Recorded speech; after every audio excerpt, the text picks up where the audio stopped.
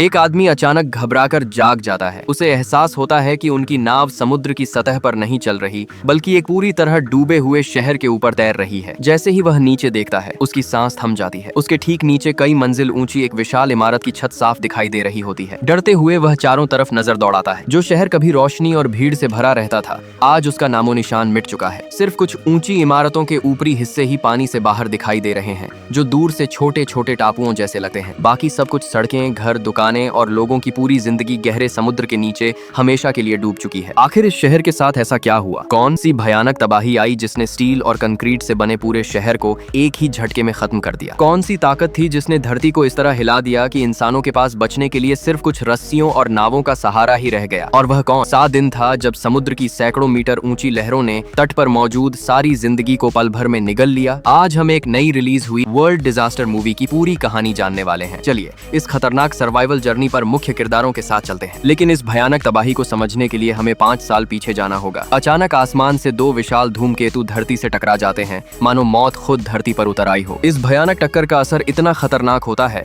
कि देखते ही देखते आधी से ज्यादा धरती आग की लपटों में घिर जाती है। सिर्फ कुछ ही घंटों के अंदर दुनिया की लगभग 80% आबादी हमेशा के लिए खत्म हो जाती है। इस घटना को अब 5 साल बीत चुके हैं, लेकिन धरती आज भी उस तबाही से उबर नहीं पाई है। आसमान में अब भी धूमकेतु के कई टुकड़े तैर रहे हैं, जो किसी भी समय गिरकर नई तबाही ला सकते हैं। जो लोग बच गए हैं, वे बार बार नई जगहों पर बसने और नई जिंदगी शुरू करने की कोशिश करते हैं, लेकिन ये बुरी तरह घायल हो चुकी धरती इंसानों को दूसरा मौका देने के मूड में बिल्कुल नहीं दिखती। हर तरफ खतरनाक रेडिएशन फैला हुआ है। अगर कोई इंसान बिना सुरक्षा के कुछ मिनट भी बाहर रहे तो उसकी जान जा सकती है। हालांकि हैरानी की बात यह है कि कुछ जगहें अब भी बिल्कुल साफ सुथरी और हरी भरी बची हुई हैं, जैसे वहां कभी कोई आपदा आई ही नहीं। इन सुरक्षित जगहों को ढूंढना ही अब बचे हुए लोगों की आखिरी उम्मीद बन चुका है। कहानी का मुख्य किरदार जॉन अपनी पत्नी और बेटे के साथ एक पुराने बंकर में छिपकर किसी तरह जिंदगी गुजार रहा है, लेकिन बाहर की स्थिति दिन प्रतिदिन और खराब होती जा रही है। कहीं लगातार भूकंप आ रहे हैं तो कहीं ज्वालामुखी फटने की आशंका बनी हुई है। बंकर में रहने वाले सभी लोगों को पता है कि वे यहाँ ज्यादा समय तक सुरक्षित नहीं रह सकते। अगर जल्द ही कोई नया रास्ता नहीं निकाला गया तो उनका बचना मुश्किल है। एक दिन जॉन अपना प्रोटेक्शन सूट पहनकर बाहर की खतरनाक दुनिया में निकलता है। रेतीले इलाके से गुजरते हुए अचानक उसे दूर समुद्र दिखाई देता है। उसकी नजर जैसे ही बीच पर खड़ी कई लाइफ बोट्स पर पड़ती है तो समुद्र के बीच एक पुरानी जंग लगी डिस्ट्रॉयर शिप शांत खड़ी दिखाई देती है। जॉन के मन में अब एक नई उम्मीद जन्म ले चुकी है। जॉन जहाज के नीचे बने एक टूटे हुए छेद से अंदर घुस जाता है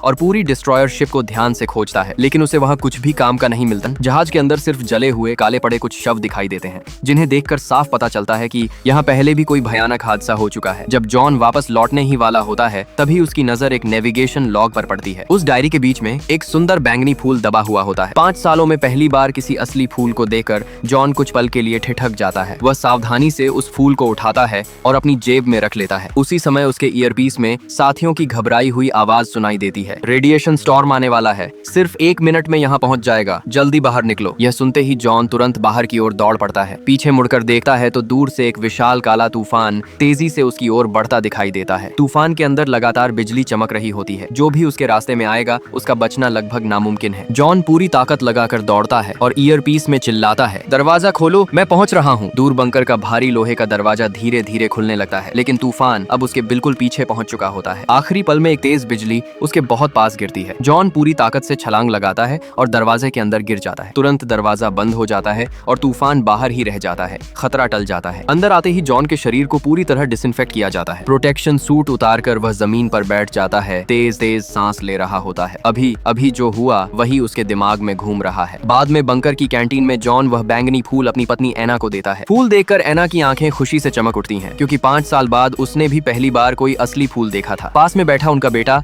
नाथन फूल को ध्यान से देखता है और अचानक कहता है, मैं भी बाहर जाकर देखना चाहता हूँ। यह सुनकर जॉन का चेहरा तुरंत सख्त हो जाता है। वह गंभीर आवाज में बेटे को समझाता है, आस्टरडे बाहर बहुत खतरनाक है, वहाँ कभी जाने की कोशिश मत करना। एना बंकर की मैनेजमेंट टीम का हिस्सा है। एक दिन मीटिंग के दौरान बाहर से आए लोगों को बंकर में जगह देने पर चर्चा चल रही होती है। तभी अचानक सभी स्क्रीन और मॉनिटर एक साथ झिलमिलाने लगते हैं और अगले ही पल पूरा बंकर जोर जोर से हिलने लगता है। जमीन फटने लगती है और मुख्य दरवाजे के सामने एक बहुत बड़ी दरार बन जाती है। अलार्म की तेज आवाज पूरे बंकर में गूंज उठती है। लोग डर के मारे चीखने लगते हैं और चारों तरफ अफरा तफरी मच जाती है। जॉन तुरंत अपनी पत्नी एना और बेटे नाथन को पकड़ता है, जरूरी सामान और खाने पानी का बैग उठाता है और बाहर की ओर भागता है। लेकिन मुख्य दरवाजा पहले ही भीड़ से पूरी तरह जाम हो चुका होता है। जॉन को इलाके की अच्छी जानकारी है, इसलिए वह अपनी फैमिली को पीछे के इमरजेंसी रास्ते की तरफ ले जाता है। रास्ते में छत से मलबा गिर रहा होता है, फिर भी वे किसी तरह आखिरी पल में बाहर निकलने में सफल हो जाते हैं। बाहर का नजारा और भी डरावना होता है। हर तरफ लोग समुद्र तट की ओर भाग रहे हैं, जहाँ कुछ लाइफ बोट्स खड़ी हैं। भीड़ नावों पर टूट पड़ती है। एक नाव लोगों से इतनी भर जाती है कि संतुलन बिगड़ जाता है और देखते ही देखते वह पलट जाती है। जॉन समझ जाता है कि भीड़ में फंसना जानलेवा हो सकता है। वह एना और नाथन का हाथ पकड़कर आगे बढ़ता है। रास्ते में उसे अपना एक दोस्त दिखाई देता है। मतलब जॉन समझ जाता है कि भीड़ में फंसना जानलेवा हो सकता है, जिसे कुछ लोग समुद्र में धकेल रहे होते हैं और उसका ऑक्सीजन मास्क छीनने की कोशिश कर रहे होते हैं। जॉन और एना दौड़कर उसे बचा लेते हैं, लेकिन इस झड़प में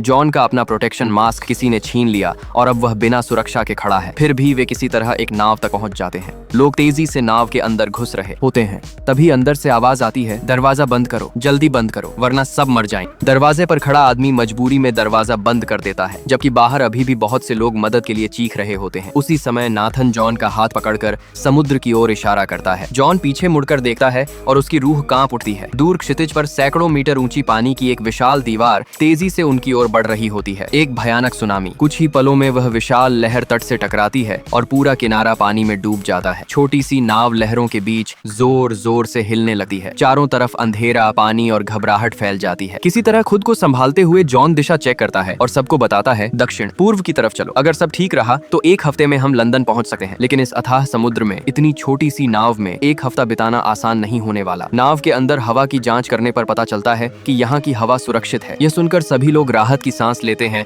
और अपने प्रोटेक्शन मास्क उतार देते हैं। लंबे समय बाद ताजी हवा में सांस लेना अच्छा तो लगता है, लेकिन किसी के चेहरे पर खुशी नहीं है, क्योंकि सबको पता है कि आगे का सफर अब भी बहुत मुश्किल है। अब दुनिया पहले जैसी नहीं रही। आइसलैंड पूरी तरह गायब हो चुका है। समुद्र की धाराएं बदल चुकी हैं और किसी को भी यकीन नहीं कि वे सचमुच लंदन तक पहुंच पाएंगे। सब चुपचाप बैठे दुआ करते रहते हैं। रात हो जाती है। जॉन सोने की कोशिश करता है, लेकिन बार बार उसकी नींद खुल जाती है। नाव समुद्र के बीच बिल्कुल रुकी हुई है। न हवा चल रही है, न लहरें उठ रही हैं। अगर ऐसा ही चलता रहा तो सबकी मौत तय है। जॉन उठकर इंजन रूम में जाता है और पूरी रात मेहनत करने के बाद आखिरकार इंजन ठीक कर देता है। नाव फिर से चलने लगती है और सबको थोड़ी उम्मीद मिलती है। रात में जॉन और उसका बेटा नाथन बाहर आकर आसमान देखते हैं। पहले जो साफ और चमकता हुआ आसमान दिखता था, उसकी जगह अब अंतरिक्ष में तैरते हुए अनगिनत टूटे हुए टुकड़े चमक रहे हैं, जो एक अजीब और डरावना नजारा बना रहे हैं। कुछ दिन बीत जाते हैं। नाव पर खाने पीने का सामान लगभग खत्म हो चुका है। सभी लोग भूख और थकान से कमजोर हो चुके हैं और चुपचाप पड़े रहते हैं। तभी अचानक जोरदार झटका लगता है। नाव किसी चीज से टकरा जाती है। जॉन बाहर जाकर देखता है तो सामने पानी से बाहर निकली हुई कई ऊंची ऊंची इमारतों की छतें दिखाई देती हैं। इन्हें देखकर सब समझ जाते हैं कि वे लिवरपूल पहुंच चुके हैं। सब लोग नाव से उतरकर आगे बढ़ते हैं। रास्ते में एक बोर्ड दिखता है जिस पर लिखा होता है, लिवरपूल खाली कर दिया गया है। जॉन अपने रेडिएशन डिटेक्टर से हवा चेक करता है। रेडिएशन मौजूद तो है, लेकिन इतना ज्यादा नहीं कि तुरंत जान ले ले। फिर भी यहाँ ज्यादा देर रुकना सुरक्षित नहीं है, इसलिए उन्हें जल्दी से कोई सुरक्षित शेल्टर ढूंढना होगा। थोड़ा आगे जाने पर उन्हें सैकड़ों हजारों लोगों की भीड़ दिखाई देती है, जैसे कोई बड़ा रिफ्यूजी कैंप हो। लंबे समय से रेडिएशन के असर के कारण कई लोगों की त्वचा और शरीर का रंग बदल चुका है। आगे एक बहुत ऊंची दीवार खड़ी है और उसके दूसरी तरफ सैनिक हथियार लेकर पहरा दे रहे हैं। दीवार पर खड़ा एक ऑफिसर चिल्लाकर कहता है, सिर्फ पास वाले अधिकारी ही अंदर जा सकते हैं, बाकी लोग दूर रहें। एना तुरंत अपना ऑफिशियल पास दिखाती है। ऑफिसर उसे देखकर अंदर आने की अनुमति दे देता है, लेकिन उसी समय जॉन के दोस्त को पता चलता है कि उसका पास खो गया है। वह बहुत कोशिश करता है, अपना नाम और पद बताता है। अपना नाम उन्होंने पर सैनिक गेट बंद कर देते हैं और जॉन की फैमिली भी अंदर नहीं जा पाती। तभी अचानक आसमान का रंग बदलने लगता है। एक विशाल रेडिएशन स्टॉर्म तेजी से उनकी ओर बढ़ रहा है। भीड़ में भगदड़ मच जाती है। लोग जान बचाने के लिए इधर उधर भागने लगते हैं। जॉन जल्दी से एना और नाथन का हाथ पकड़कर सड़क की तरफ भागता है। उसी समय एक कार आती दिखती है। जॉन सड़क पर खड़े होकर उसे रोकता है और ड्राइवर से लंदन तक छोड़ने की गुजारिश करता है। ड्राइवर कुछ पल उन्हें देखता है और कहता है, ठीक है, लेकिन इसके बदले तुम्हारी घड़ी चाहिए। जॉन बिना देर किए अपनी घड़ी उतारकर उसे दे देता है। ड्राइवर दरवाजा खोल देता है और तीनों जल्दी से कार में बैठ जाते हैं। इस तबाह दुनिया में किसी का मदद करना भी बहुत बड़ी बात है, लेकिन उन्हें अभी यह पता नहीं है कि असली खतरा तो अभी बाकी है। कार तेजी से लंदन की ओर बढ़ रही होती है। आधा रास्ता तय करने के बाद ड्राइवर अचानक कार सड़क किनारे रोक देता है और कहता है, थोड़ी देर नीचे उतरकर आराम कर लो, फिर आगे चलेंगे। जॉन, एना और नाथन कार से उतर जाते हैं। तभी आसमान से अजीब सी आवाज आने लगती है। जॉन जमीन पर हाथ रखकर महसूस करता है और तुरंत समझ जाता है कि यह कोई सामान्य तूफान नहीं है, कुछ बहुत बड़ा होने वाला है। वह ऊपर देखता है तो आसमान में जलते हुए पत्थरों और आग के गोलों की बारिश शुरू हो चुकी होती है, जैसे उल्कापिंडों का तूफान आ गया हो। भागने का कोई मौका नहीं बचता। जॉन तुरंत एना और नाथन को पास के एक बड़े पेड़ के पीछे ले जाकर बैठा देता है और तीनों एक दूसरे से चिपककर सिर नीचे कर लेते हैं। कुछ ही पलों में चारों तरफ आग, धुआं और धमाकों की आवाज गूंजने लगती है। कई मिनट तक यह भयानक मंजर चलता रहता है, फिर धीरे धीरे सब शांत हो जाता है। खतरा टलने के बाद वे मलबे में से काम की की चीजें इकट्ठा करते हैं और आगे की यात्रा जारी रखते हैं। कुछ समय बाद वे एना की माँ के घर पहुंच जाते हैं। परिवार को सुरक्षित देखकर एना की माँ भावुक हो जाती है और सब एक दूसरे को गले लगा लेते हैं। यहाँ बिजली पानी तो नहीं है, लेकिन आसपास के लोगों ने मिलकर जगह को रहने लायक बना रखा है, इसलिए जॉन की फैमिली को थोड़ी राहत मिलती है। लेकिन एक दिन एना को बाथरूम से तेज खांसी की आवाज सुनाई देती है। वह दौड़कर जाती है और वॉश बेसिन में खून के छींटे देखती है। अब जॉन सच छिपा नहीं पाता। वह बताता है कि बंकर में डॉक्टर ने पहले ही चेतावनी दी थी, अगर खून की खांसी शुरू हो गई तो उसके पास सिर्फ 6 से 8 हफ्ते ही बचे हैं। बाहर बार बार जाने की वजह से उस पर रेडिएशन का असर हो चुका है। यह सुनकर एना टूट जाती है, लेकिन जॉन शांत होकर कहता है, हम यहाँ नहीं रुक सकते। जब तक मेरे पास समय है, मैं तुम्हें और नाथन को उस सुरक्षित जगह तक पहुँचाना चाहता हूँ जहाँ तुम दोनों सुरक्षित रह सको। अगले दिन वे एना की माँ से विदा लेते हैं। जाते समय माँ जॉन को एक पिस्तौल देती है और कहती है, मेरी बेटी और पोते का ख्याल रखना। तीनों फिर से कार में बैठकर सफर शुरू करते हैं। रास्ते में जंगल और सुनसान इलाके आते हैं। सब कुछ शांत लगता है, लेकिन रात होते ही अचानक कुछ हथियारबंद लोग उनकी कार को घेर लेते हैं और चिल्लाते हैं, कार छोड़ दो। जॉन तुरंत पिस्तौल निकालता है और अंधेरे में गोलीबारी शुरू हो जाती है। वह एक हमलावर को मार गिराता है, लेकिन उसकी बंदूक की गोलियां खत्म हो जाती हैं। तभी एना तुरंत मारे गए हमलावर की बंदूक उठाती है और दूसरे हमलावर को भी मार गिराती है। किसी तरह तीनों इस खतरनाक हमले से बच निकलते हैं। अगली सुबह वे अपने मारे गए साथी को सम्मान के साथ दफनाते हैं और चुपचाप फिर से सफर पर निकल पड़ते हैं। कार पहाड़ी रास्तों से गुजर रही होती है। अचानक सामने सड़क पर बहुत सारी गाड़ियां खड़ी दिखाई देती हैं। जॉन कार रोकर बाहर जाता है और सामने का नजारा देखकर उसकी सांस रुक जाती है। सड़क के बीचों बीच जमीन फट चुकी होती है और वहाँ एक बहुत बड़ी गहरी खाई बन गई होती है। अब आगे जाने का कोई सीधा रास्ता नहीं बचा। थोड़ा आगे देखने पर उन्हें एक पुराना और जर्जर रस्सी का पुल दिखाई देता है जो खाई के ऊपर से दूसरी तरफ जाता है। हवा तेज होने लगती है, इसलिए जॉन फैसला करता है कि तुरंत पुल पार करना होगा। वह सबसे पहले पुल पर चढ़ता है और नाथन से कहता है, नीचे मत देखना, बस मेरी तरफ देखते हुए आगे बढ़ो। नाथन डरते हुए पुल पर चढ़ता है और एना उसके पीछे पीछे चलती है। पुल हिल रहा होता है और नीचे गहरी खाई का अंधेरा साफ दिखाई देता है। तभी अचानक तेज हवा का झोंका आता है और पुल जोर जोर से हिलने लगता है। तीनों रस्सियों को कसकर पकड़ लेते हैं। कुछ सेकंड बाद हवा थोड़ी शांत होती है और वे जल्दी जल्दी चलकर किसी तरह दूसरी तरफ पहुंच जाते हैं। लेकिन मुश्किल अभी खत्म नहीं होती। सामने एक और भी कमजोर पुल है जो सिर्फ पतली लकड़ी की सीढ़ियों जैसा बना है और जिस पर रेंग कर जाना पड़ता है। जॉन कहता है कि वह सबसे पीछे रहेगा और पहले एना और नाथन को आगे जाने देता है। तीनों धीरे धीरे आगे बढ़ ही रहे होते हैं कि अचानक तेज झटका लगता है। भूकंप शुरू हो जाता है। पुल बुरी तरह हिलने लगता है और एक तरफ की सीढ़ी टूटकर नीचे गिर जाती है। पास खड़ा एक आदमी घबराकर दूसरे व्यक्ति को धक्का दे देता है। चीखता हुआ खाई में गिर जाता है। वह घबराया हुआ आदमी अब जॉन की तरफ कूदने की कोशिश करता है। जॉन तुरंत नाथन को कसकर पकड़ लेता है और एना भी उसकी मदद करती है। तीनों मिलकर खुद को संभालते हुए आगे बढ़ते हैं। कुछ ही पल बाद वह आदमी भी संतुलन खो देता है और नीचे गिर जाता है। किसी तरह जॉन, एना और नाथन दूसरी तरफ पहुंच जाते हैं। उनके पहुंचते ही पीछे का पुल पूरी तरह टूटकर गिर जाता है। तीनों जमीन पर बैठ जाते हैं। तेज तेज सांस ले रहे होते हैं। तीनों जमीन पर बैठ जाते हैं, लेकिन जिंदा होने की राहत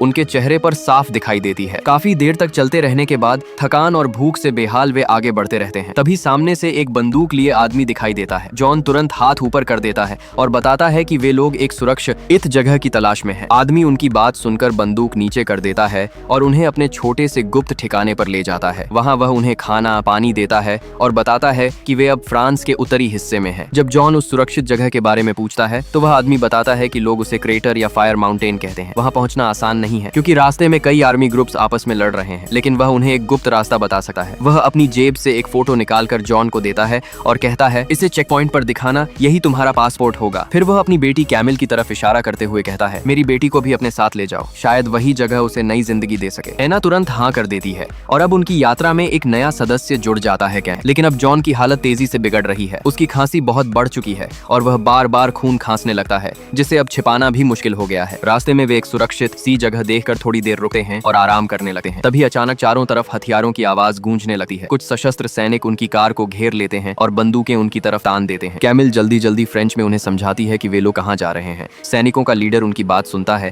और आखिरकार उन्हें अपने साथ आने की अनुमति दे देता है। लेकिन यहाँ हर समय लड़ाई चलती रहती है। रात के अंधेरे में सैनिक उन्हें गोलियों और बमों से भरे खतरनाक इलाके से निकाल कर ले जाते हैं। चारों तरफ गोलियां चल रही होती हैं, धमाके हो रहे होते हैं और हर कदम पर मौत का खतरा मंडरा रहा होता है। किसी तरह वे उस इलाके को पार कर लेते हैं। आगे पहुंचकर सैनिक उन्हें बताता है कि पहाड़ी के पार एक ऑफिसर मिलेगा जिसकी फोटो उनके पास है, वही उन्हें आगे का रास्ता बताएगा। लेकिन जब वे अगले कैंप में पहुंचते हैं तो पता चलता है कि वह ऑफिसर पहले ही मारा जा चुका है। अब जॉन के पास कोई दूसरा रास्ता नहीं बचता। वह कैंप के बड़े अफसर से मिलता है और उससे विनती करता है कि उसकी फैमिली को सुरक्षित जगह तक पहुंचाने में मदद करे, क्योंकि उसके पास ज्यादा समय नहीं बचा है। अफसर उनकी हालत देखकर पिघल जाता है और उन्हें नया रास्ता तथा कुछ जरूरी सामान दे देता है। वे फिर से यात्रा शुरू करते हैं, लेकिन रास्ते में अचानक जोरदार धमाका होता है और दुश्मनों का हमला हो जाता है। गोलीबारी के बीच जॉन भी घायल हो जाता है, उसके पेट में गोली लग चुकी होती है। फिर भी वो हिम्मत नहीं हारता और दांत भींचकर कहता है, मैं अभी भी चल सकता हूँ। एना आंसू रोकते हुए ड्राइविंग सीट संभालती है और कार को आगे बढ़ाती है। कुछ दूरी पर रास्ता खत्म हो जाता है,